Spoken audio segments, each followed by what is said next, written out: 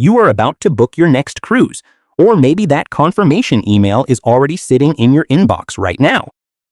Before you swipe that cabin key for the first time, there are 21 things cruise lines will never admit to passengers.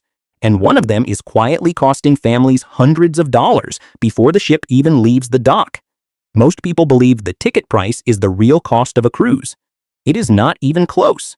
I sat down with former crew members who spent years working the decks, the galleys, and the guest services desk, and they finally opened up about what really happens behind the scenes once the gangway lifts and the ship pulls away from port. Number 7 alone could save your entire vacation budget. Stay with me, because number 1 is going to completely change how you look at your next cruise. Before we get into it, welcome to Senior Cruise Secrets, the channel built for smart travelers who refuse to get taken advantage of at sea. Tap that subscribe button right now, because once you know these 21 secrets, you are going to want the next video just as much. This channel exists purely to hand you that same insider knowledge before you ever step onto a gangway, so you can enjoy the trip instead of paying for lessons the hard way. Number 1, the crew-only world below deck. Every ship has an entire hidden level that passengers never see. Narrow hallways, cramped cabins stacked 3 high, and a cafeteria that looks nothing like the buffet upstairs. While you are sunbathing on deck 12, hundreds of workers are living and sleeping just a few floors below you in a completely different world, running on shifts that can stretch past 10 hours a day for months at a time. A galley worker from the Philippines once told a passenger from Ohio that his entire cabin was smaller than her bathroom at home, and he shared it with another crew member for the length of his contract. Cruise lines will never bring this up in a brochure because it breaks the fantasy they are selling you. Here is what you do: tip generously and in cash when you can, because the wages many crew members earn depend heavily on passenger gratuity, and a kind word goes further than you think. Many former staff describe the crew quarters as running on a completely different budget than the guest decks above, which is part of why the contrast can feel so jarring once you actually see it for yourself. Number 2, prices drop after you book. The fare you locked in last month is not fixed the way you assume. Cruise lines adjust pricing constantly based on how fast cabins are filling, and if your sailing is not selling well, the price can quietly drop even after your final payment has already cleared. A 67-year-old from Omaha booked a balcony cabin for $2,100. Then noticed the exact same category listed online 3 weeks later for $1,650. She called and asked for the difference as onboard credit and received it without a fight, simply because she happened to check. Here is your action plan. Check your sailing price every single week after booking, take a screenshot each time, and if the price drops, call the cruise line directly and request a fare adjustment or the equivalent in onboard credit before it is too late. Some travel agents even offer a free monitoring service that watches your booking automatically and alerts you the moment a price drop appears, which takes the guesswork out of checking every week yourself. Number 3, the ghost cabin secret.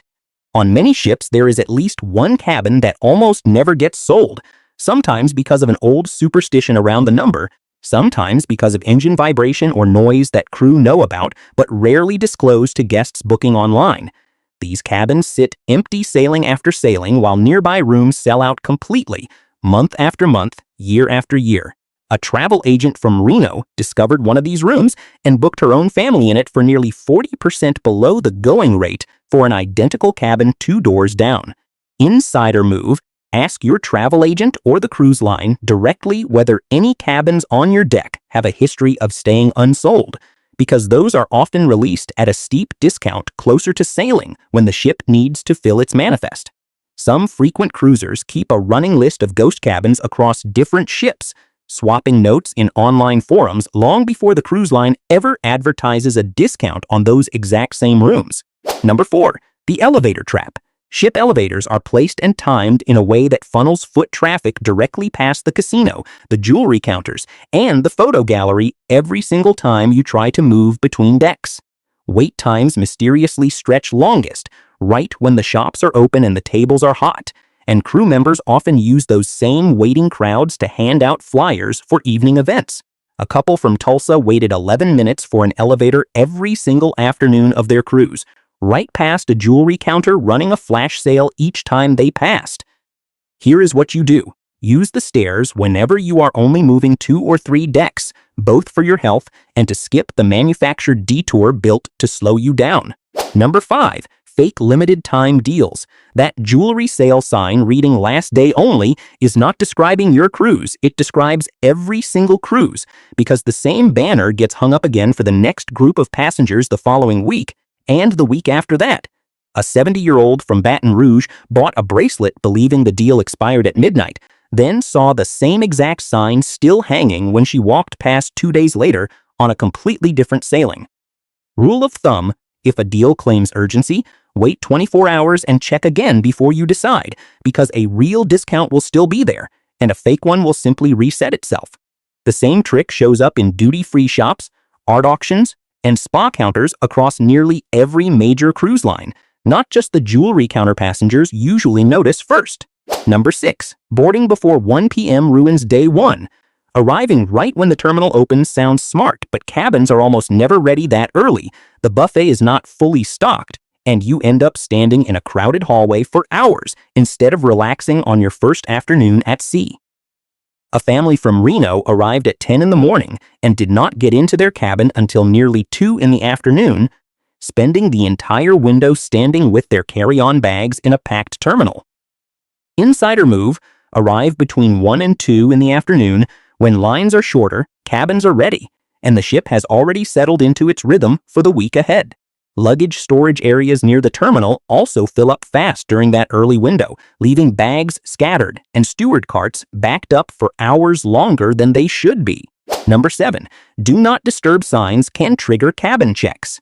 Hang that sign for a full day without opening your door, and many ships will send a steward to knock anyway, because extended do not disturb periods are treated as a wellness flag under modern safety protocols put in place after several health scares at sea. A 72-year-old from Louisville slept in past noon and was startled by a knock and a room check she never expected during what she thought was a quiet nap. Here is what you do if you want real privacy for an extended stretch. Tell your steward directly that you are fine and simply resting, so the system does not treat your silence as an emergency. This policy became far more common across nearly every major cruise line following a string of health-related incidents at sea, and it now applies fleet-wide rather than ship by ship. Number 8. The flag of convenience loophole. Most large cruise ships are registered in countries like Panama or the Bahamas rather than the United States, which means many American labor laws and consumer protections simply do not apply once you are out on open water. This is why disputes at sea can feel so much harder to resolve than similar problems would ever be on land. A couple from Wichita learned this the hard way when a cabin dispute took weeks to settle because it fell under foreign maritime law instead of local consumer protection they assumed would apply. Action plan: always buy dedicated travel insurance before sailing, because it fills in protective gaps that United States law simply cannot reach once you are past the dock and the ship has sailed. Number 9. The bottled water scam. That small bottle of water sitting in your cabin fridge is not a courtesy. It is a charge waiting to happen, often $4 to $6 each, while the tap water on the ship is filtered, desalinated, and completely safe to drink the entire week. A 69-year-old from Fresno was charged $22 for bottled water she never realized she was drinking until the final bill arrived under her door. Here is what you do. Bring a reusable bottle from home, fill it from the tap, or ask your steward for a pitcher, and skip the mini fridge bottles completely for the whole cruise. Some ships even sell a bottled water package in advance that looks like a bargain, but still costs more over a full week than simply refilling a reusable bottle every single day. Number 10. The medical center pricing trap. Basic seasickness pills or pain relievers at the ship medical center are marked up far beyond anything you would pay at a pharmacy back home, sometimes 4 or 5 times the normal cost for the exact same box. A 74-year-old from Spokane paid $38 for a handful of motion sickness tablets that cost under $6 at any drugstore back home. Rule of thumb: pack a small travel medicine kit with the basics before you leave home: motion sickness pills, pain relievers, antacids, and bandages, because a $15 kit can save you well over $100 at sea. A basic kit built at home before you ever leave the house, packed with the essentials, can quietly save more money over a single cruise than almost any other single decision you make before boarding. Number 11. The power outlet hack.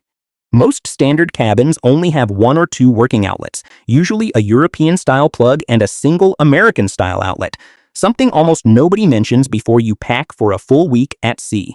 A couple from Des Moines had to take turns charging their phones because they only found one usable outlet the entire week of their sailing.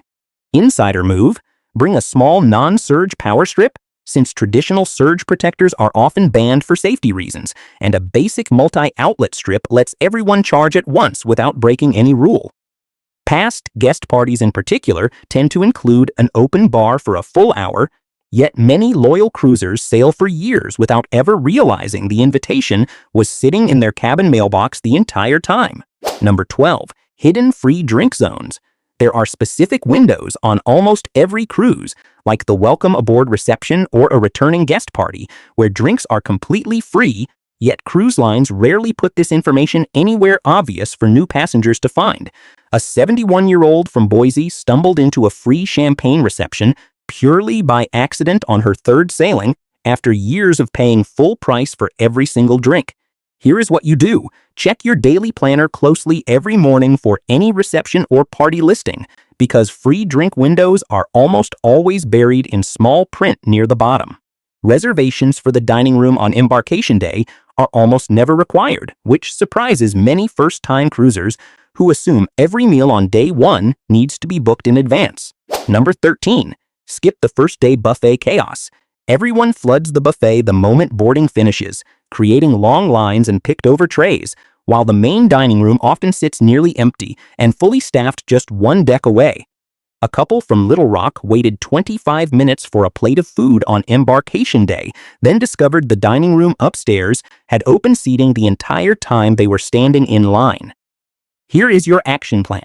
Skip the buffet entirely on day one and head straight to the dining room instead, where the food is fresher, the tables are open, and the wait is close to nothing.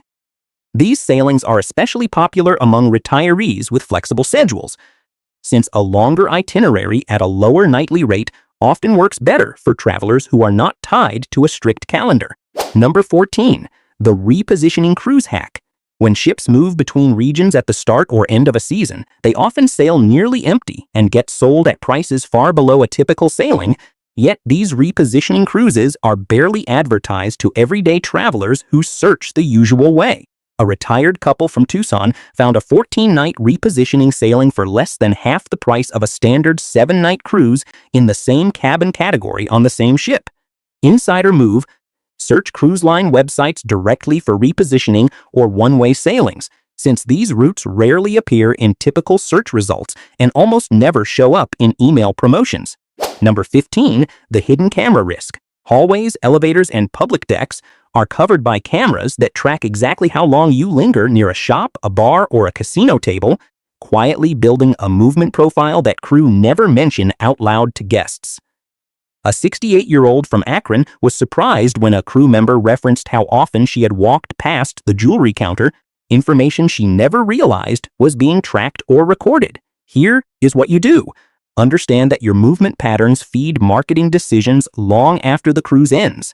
And if you want fewer targeted offers, simply vary your route around the ship each day. Restaurant staff themselves often have no control over the receipt software and are simply following a system set at the corporate level, so raising the issue with them personally rarely changes anything. Number 16. The tip psychology trick. Many onboard receipts are printed with suggested gratuity percentages set noticeably higher than standard, nudging guests to add more without ever questioning the number in the moment they sign. A couple from Madison nearly added an extra 25% tip on a drink tab before noticing gratuity was already included in the total price at the bottom.